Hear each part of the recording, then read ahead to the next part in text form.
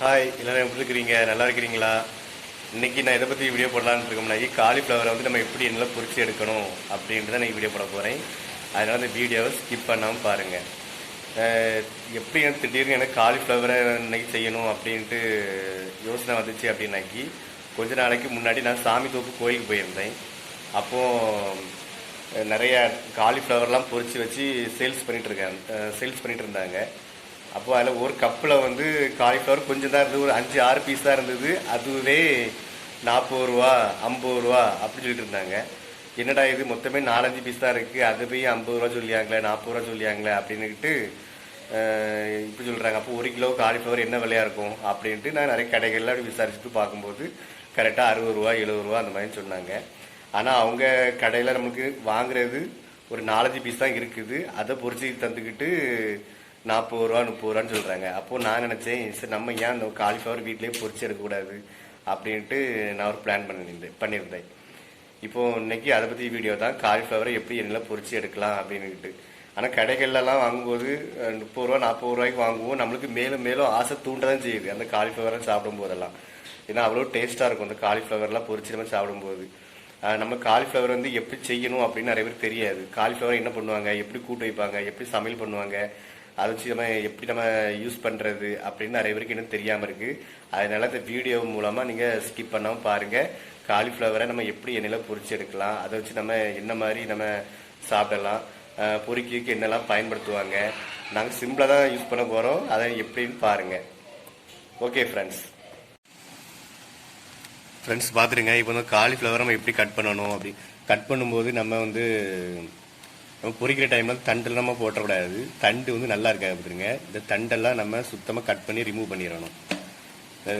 தண்டை ரிமூவ் பண்ணிக்கிட்டு இந்த பூவை மட்டும்தான் நம்ம வந்து சமையலுக்கு நம்ம எடுக்க போகிறோம். கட் பண்ணு.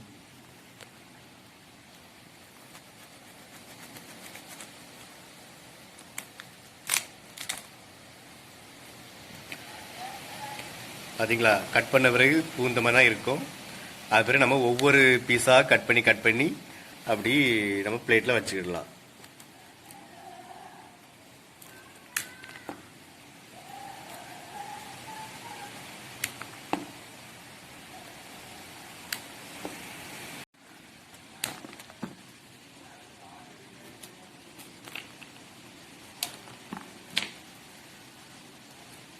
இந்த பூ பார்க்கவே ரொம்ப அழகாக இருக்குது. இது எவ்வளோ ஃப்ரெஷ்ஷாக இருக்குது பார்த்தீங்களா. கடையில் நம்ம என்றைக்குமே காலிஃப்ளவர் வாங்கும்போது பூ நல்லா ஃப்ரெஷ்ஷாக இருக்கான்னு பார்க்கணும். சில இந்த வாடின பூலாம் அந்த மாதிரி கடையில் இருக்கும், நம்ம அதெல்லாம் எடுக்கக்கூடாது. வாடின பூவில் கொஞ்சம் அடிபட்டு அழுகி போயிருக்கும், கொஞ்சம் மோசமாக இருக்கும். அழுகின காலிஃப்ளவரில் சின்ன சின்ன புழு பூச்சிலாம் இருக்கும் பார்த்துருங்க. அதான் கடையில் என்றைக்குமே நம்ம காலிஃப்ளவர்லாம் வாங்கும்போது, காலிஃப்ளவர் மட்டும் இல்லை எந்த காய்கறி வாங்கினாலுமே இப்போ அடிபட்டிருக்கா அழுகிருக்கா ஏதாவது பூச்சிலி தான் இருக்கா அப்படின்னு பார்த்து செக் பண்ணி வாங்கணும். பார்த்தீங்களா எவ்வளோ ஃப்ரெஷ்ஷாக எவ்வளோ அழகாக இருக்குது. நீ அது நல்லா மணக்குது, நல்ல ஸ்மெல், இது குட் ஸ்மெல்லு. இந்த முட்டைக்கோசு ஸ்மெல்லு தான் இதுலேயும் வருது. ரொம்ப அழகாக இருக்குது பார்க்குறது. இதை எப்படி துண்டு துண்டாக கட் பண்ண பிறகு நம்ம அப்படியே நம்ம மசாலையில் தடவி அப்படியே எண்ணெயில் போட்டு பொரிச்சிடக்கூடாது. இது எப்படின்னாக்கி ஃபஸ்ட்டு நம்ம வெந்நில போட்டு நல்லா கொதிக்க வைக்கணும். வெந்நில போட்டு கொதிக்க வச்சு அதில் அந்த வெந்நில மஞ்சள் போட்டுக்கணும். மஞ்சள் போட்டு கொதிக்க வைக்கணும். ஏன்னா இதில் சின்ன சின்ன புழு பூச்சிலாம் இருக்குங்களா, நம்ம கண்ணுக்கு தெரியாத சின்ன சின்ன பூச்சி இந்த இடுக்குகளில் ஏதாச்சும் போய் ஒளிஞ்சிருந்துக்கிடும்.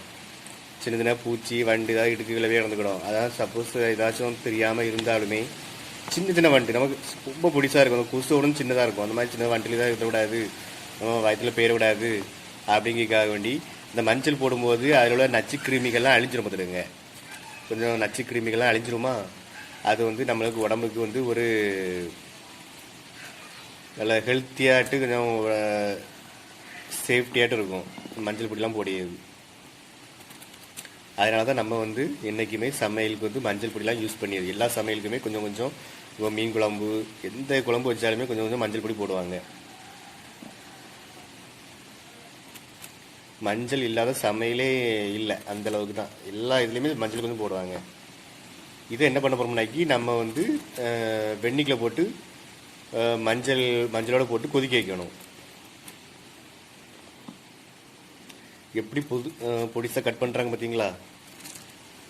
நல்ல பொடிசாக கட் பண்ணுறாங்க. இப்படி தான் இருக்கும். அந்த கடையில் வந்து இந்த மாதிரி தான் ஒரு 4 காலிஃப்ளவர் தான் இருக்கும், 4 5 தான் இருக்கும். அதை போய் 40 ரூபா அப்படின்ட்டுருவானுவேன். ஒரு 4 காலிஃப்ளவரை பொரிச்சதுக்கு 40 ரூபான்னு பாருங்க. இது பாருங்கள், இவ்வளோ காலிஃப்ளவர் இருக்குது. இவ்வளவுமே வெறும் 56 ரூபா தான். நான் 1 கிலோ வாங்க போனேன், கரெக்டாக 1 கிலோ இல்லை, கரெக்டாக 850 கிராம் தான் இருந்துச்சு. அந்த 850 கிராம் காலிஃப்ளவர் வந்து வெறும் 56 ரூபா. அதனால் நம்மளுக்கு எவ்வளவு ஆனால் காலிஃப்ளவர் நல்லா டேஸ்ட்டாகவும் இருக்கும். அதனால தான் நாங்கள் வந்து அடிக்கடி காலிஃப்ளவரும் வாங்கி நல்லா பொரித்து சாப்பிடுவோம். இப்போ ரீசெண்டாக நான் ஒரு வளைகாப்பு ஃபங்க்ஷன் வீட்டுக்கு போயிருந்தேன். அங்கே வந்து வெஜிடபிள் பிரியாணி போட்டிருந்தாங்க. அப்போது நான் என்னடா இது ஒரு சிக்கன் கூட இல்லையே, நம்மளுக்கு பிரியாணினாலே சிக்கன் தான் எனக்கு ரொம்ப ஸ்பெஷல் எனக்கு. அப்போ சிக்கன் கூட இல்லையே அப்படின்ட்டு அப்படி இருந்தேன். அப்போ வெஜிடபிள் பிரியாணிக்கு வந்து சால்னாலாம் வச்சுக்கிட்டு ஒரு ஆளுக்கு 2 காலிஃப்ளவர் தந்தாங்க. இந்த அளவுக்கு தந்தாங்க. நல்லா டேஸ்ட்டாக இருந்து. சிக்கனுக்கு பதிலாக காலிஃப்ளவர் பொரிச்சு வச்சுருந்தாங்க. காலிஃப்ளவரை எண்ணெயில் போட்டு பொரிச்சு வச்சுருந்தாங்க. ரொம்ப டேஸ்ட்டாக இருக்குது அந்த காலிஃப்ளவர். நல்லா நல்லா ருசியாக இருக்கும். அதனால தான் காலிஃப்ளவர் ரொம்ப ஸ்பெஷல். ஆனால் நிறைய பேருக்கு காலிஃப்ளவரை வந்து எப்படி யூஸ் பண்ணணும், எப்படி சாப்பிடணும் அப்படின்னு தெரிய மாட்டேங்குது. ஒரு நாளைக்கு முன்னாடி தான் எங்கள் அப்பாவுக்கு காலிஃப்ளவர்லாம் ஒருக்கா கொடுத்துருந்தோம். நாங்கள் ஒருக்கா நான் வெளிநாட்டில் இருக்கும்போது என் ஒய்ஃப் பண்ணி கொடுத்துருந்தாங்க. அவங்க வந்து காலிஃப்ளவர் அவங்க வாழ்க்கையிலே சாப்பிட்ட கிடையாது. அப்போ என் ஒய்ஃப் வந்து பொரிச்சு கொடுக்கும்போது எங்கள் அப்பா சாப்பிட்டுக்கிட்டு நல்லா இருக்கு, இது என்னது இது அப்படின்னு கேட்டார் எங்கள் அப்பா. என் பார்க்க திங்கு காளான் மாதிரி இருக்குது, காளாங்கூட்டு மாதிரி இருக்குது, நல்லா அழகாக இருக்குது, நல்லா பொரிச்சு வச்சுருக்கா, நல்லா இருக்குது, திங்கு ருசியாக இருக்குது அப்படின்னு சொல்லிட்டு இருந்தாங்க. நானுமே என் மேரேஜுக்கு அப்புறமா தான் காலிஃப்ளவரே சாப்பிட்ருக்கேன். அதுக்கு முன்னாடி அதிகமாக காலிஃப்ளவர் சாப்பிட்டது இல்லை. ஏன்னா இதுக்கு வந்து கொஞ்சம் வேலை உண்டு பார்த்துருங்க. அப்படி டக்குன்னு பொரிச்சு சாப்பிட முடியாது. ஃபஸ்ட்டு இந்த மாதிரி பொடிச்சா கட் பண்ணி அதை வந்து வெந்நில போட்டு நல்லா மஞ்சள்லாம் போட்டு நல்லா கொதிக்க வச்சு அது பிறகு தனியாக அதை எடுத்து அது பிறகு தான் மசாலையெல்லாம் தடவுவாங்க. அது எப்படின்ட்டு இந்த வீடியோவில் பாருங்கள்.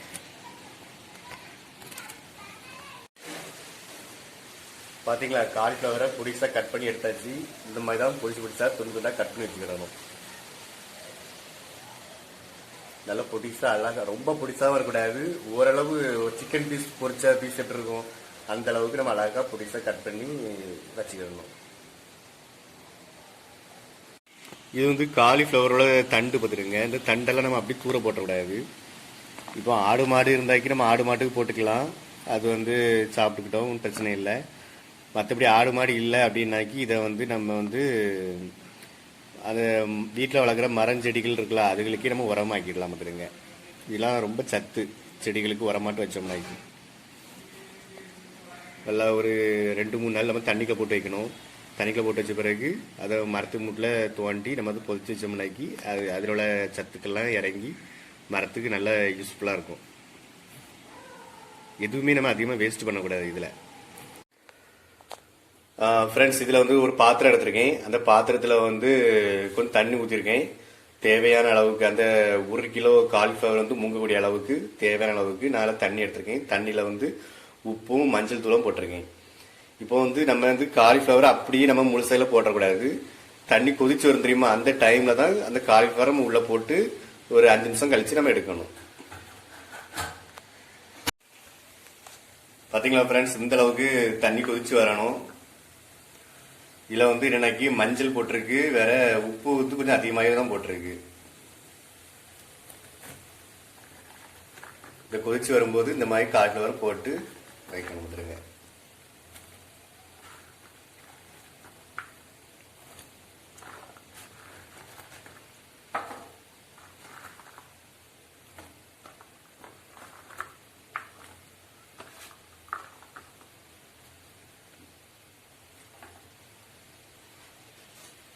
இதையும் போட்டு போடல.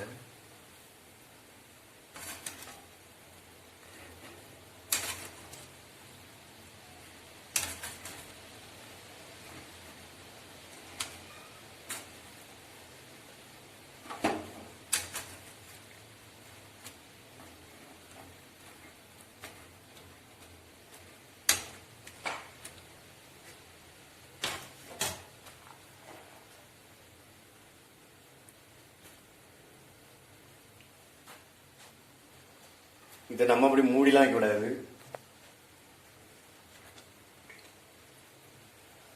ஏன்னா நம்ம உப்பு மஞ்சள் தூள் எல்லாம் போட்டிருக்கனால மூடி வச்சோம்னாக்கி அது ஒரு மாதிரி பொடிக்கும் பார்த்துடுங்க. தண்ணிலாம் தெறிக்கும், வேற எல்லா இடமும் தண்ணி சிந்தும். மூடிலாம் வைக்கக்கூடாது. நல்லா கொதிச்சு வர அளவுக்கு, இந்த ஆவிலாம் வர அளவுக்கு நம்ம அழகா அதை ஒரு 10 நிமிஷம் தண்ணியில முக்கி வச்சுக்கிடணும். எல்லாம் முழுசா எல்லாம் முங்கி வர மாதிரி வச்சுக்கிடணும். ஃப்ரெண்ட்ஸ், இதை நம்ம போட்டதை அப்படியே அரிசி எடுக்கணும். 10 நிமிஷம் ஆகியாச்சு. தண்ணி ஒன்றும் இல்லாமல் அவளுக்கு அழகாக நீட்டாக அரிசி எடுத்துக்கணும். இந்த அளவுக்கு எவ்வளவு ஆவி வரகு பார்த்தீங்களா, நல்லா சுட சுட ஆவி வரகு பார்த்தீங்களா, அந்த அளவுக்கு தண்ணியில் போட்டு ஒரு 10 நிமிஷம் கொதிக்கிற தண்ணியில் போட்டு முக்கி வச்சிடணும். ஏதாச்சும் சின்ன பூச்சி, ஏதாச்சும் வண்டு, ஏதாச்சும் இருந்தாலும் செத்துரும். ஏதாவது நச்சு கிருமிகள் ஏதாச்சும் இருந்தாலும் அழிஞ்சிடும். ஏன்னா தோட்டக்காட்டுகளில் புழு பூச்சி வந்துடக்கூடாது அப்படின்ட்டு மருந்துலாம் அடிச்சிருப்பாங்க. அதுக்காண்டி தான் இவ்வளோ சுத்தம் பார்க்க வேண்டியதாக இருக்கு. இதுனா பூச்சி வண்டு நோய் தாக்கங்கள்லாம் இருக்குங்களா காய்கறி செடிகள்ல, அதனால பூச்சிக்கொல்லி மருந்துகள்லாம் அடிப்பாங்க. அதுக்காக வேண்டி தான் வண்டிக்கு போட்டு முக்கிய எடுத்தோம்னாக்கி மஞ்சள்லாம் போட்டோம்னாக்கி எல்லாம் கிளியரா சுத்தமாயிரும் அப்படிங்கிறக்காண்டி இவ்வளவு ஏற்பாடு. இப்போ நம்ம அதுக்கு என்னெல்லாம் போட போறோம்னாக்கி வத்தல் பொடி, தேவையான அளவு வத்தல் பொடி,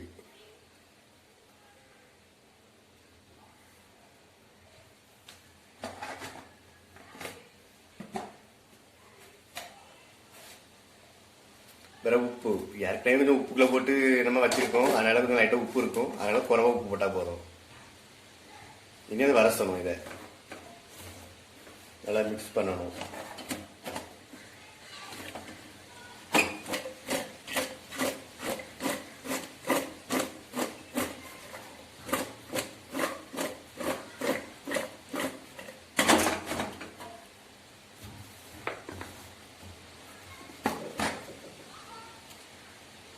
சிலவங்க இதுல கார்ன்ஃபிளவர் பொடி போடுவாங்க. முட்டை இது கார்ன்ஃபிளவர்னா இது பேர் மறந்து போச்சு. மக்காச்சோளம் இருக்குல்ல, அதை வந்து பொடி பண்ணி அதை பவுடர் போடுவாங்க பொரிக்கிறதுக்கு. இப்போ நம்ம அதெல்லாம் போடுறது இல்லை, நம்ம இந்த மாதிரி சிம்பிளா பண்றோம். மக்காச்சோளம் பொடி போட்டா நல்லா இருக்கும். கார்ன்ஃபிளவர் பொடி சிலவங்க அந்த கடலை மாவு அதெல்லாம் யூஸ் பண்ணுவாங்க. கடலை மாவு யூஸ் பண்ணால் நல்லா இருக்காது பொரிக்கிறதுக்கு, அது நல்லது இல்லை. இந்த அளவுக்கு மசாலாம் போட்டு மிக்ஸ் பண்ணி வச்சுக்கிடணும். ஃப்ரெண்ட்ஸ் பார்த்துக்க, இதில் வந்து இந்த பாத்திரத்தில் இவ்வளோக்குள்ள நாங்கள் இப்போ பாம் ஆயில் ஊற்றி வச்சிருக்கோம். இதில் என்ன ஒரு சிக்கல் அப்படின்னாக்கி, ரேஷன் கடையில் வந்து மொத்தமே 1 லிட்டர் தான் பாம் ஆயில் தருவாங்க. கடையில் வாங்கினாக்கி பாம் ஆயில் வந்து ரேட்டு இப்போ ரொம்ப ஜாஸ்தி. இப்போ 160 ரூபா 150 ரூபா அந்த மாதிரி இருக்குது.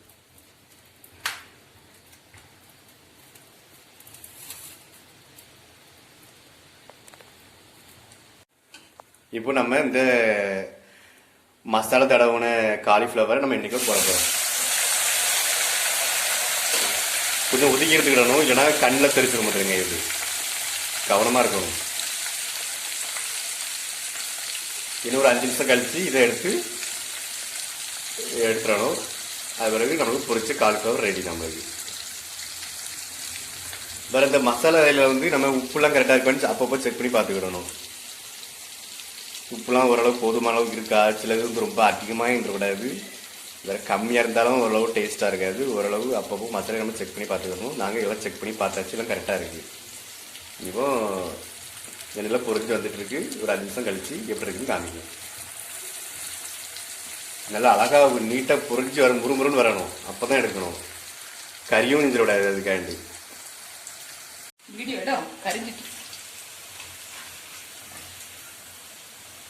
ஃப்ரெண்ட்ஸ் இந்த அளவு பொரிச்சு நீட்டா அழகா பொரிஞ்சு வர மாதிரி எடுக்கணும்.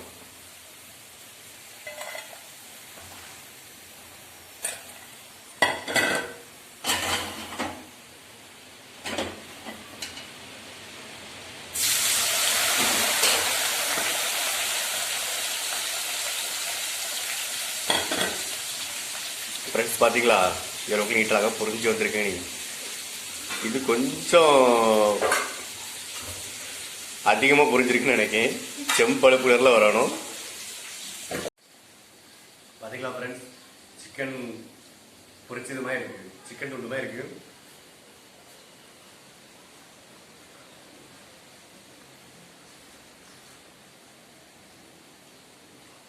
சூடா இருக்கும், செம்ம டேஸ்ட் ஃப்ரெண்ட்ஸ். இது உப்பு உரைப்பு எல்லாமே கரெக்டா இருக்கு, நீட்டா இருக்கு பாருங்க. திங்க திங்க இது தின்னுட்டே இருக்கும் போல இருக்கும், அவ்வளோ டேஸ்டா இருக்கும். என் குழந்தைங்கலாம் இது நல்லா விரும்பி விரும்பி சாப்பிட்டே இருப்பாங்க. இது ரொம்ப அதிகமாக ருசியா இருக்கும், திங்க திங்க தின்னுட்டே இருக்கும் போல இருக்கும். நான் 1 கிலோ தான் வாங்கியிருக்கேன், 1 கிலோவே எனக்கு காணாதுன்னு சொல்லுவேன், அவ்வளோ டேஸ்ட் இதெல்லாம். அதனால நீங்களும் இந்த மாதிரி ட்ரை பண்ணி பாருங்க. காலிஃப்ளவர் எப்படி பொரிச்சு எடுக்கணும்னு ட்ரை பண்ணி பாருங்க, நல்லா சூப்பராக இருக்கு. ஓகே ஃப்ரெண்ட்ஸ், இனிமேல் இதே மாதிரி நான் அடுத்த வீடியோவில் உங்களுக்கு சந்திக்கிறேன். அது வரைக்கும் பாய்.